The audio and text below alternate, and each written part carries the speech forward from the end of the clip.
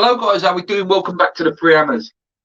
This is a really quick video. I just wonder whether any of you guys see it on Twitter. Rio Ferdinand released a video with Ravel Morrison in the sort of discussed his career, went over the Man United times, QPR, West Ham, etc. And there was a really interesting bit in there where he was asked about West Ham. And for none of you that have seen it, I thought I'd give you a little clip and then I'll give you my reaction to it. Here it is. Offered me that contract in the first place, I probably would still be at West Ham now, So I wouldn't have left unless he didn't want me to play again. If I would have stayed on my same contract, I wouldn't have got nothing else. I would have carried on playing and been happy, I would have played anyway, but it was he pulled it away in January, and then Sam turned around and said, "We don't need you to play no more. Do you know what I mean? You can go elsewhere." And then he sent me on loan to QPR. Wow, man. And then I got back from QPR, and I thought, just been promoted to QPR, done well. I must get another chance at West Ham now. Come back, and then 4 days into pre-season, Sam pulled me and said, "We've agreed for you to go Cardiff." And I was like, "I don't want to go." And he said, "Well, you're not going to get a chance here. You're not needed at the club." So then I tried to phone Harry,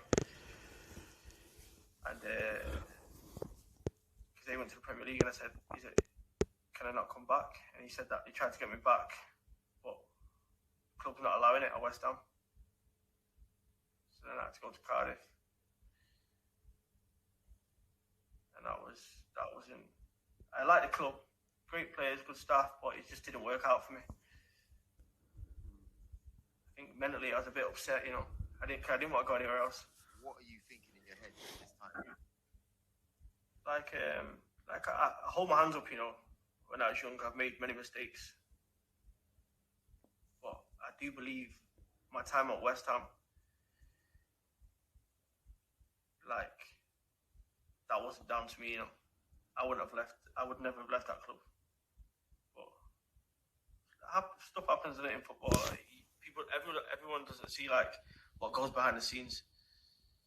Football can get you down. Football can make you depressed.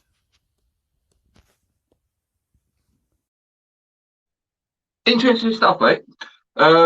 It sort of more or less confirms what we already knew. I know this is old stuff now, but it's just interesting when you hear and you actually hear it confirmed and what has gone on, behind the scenes.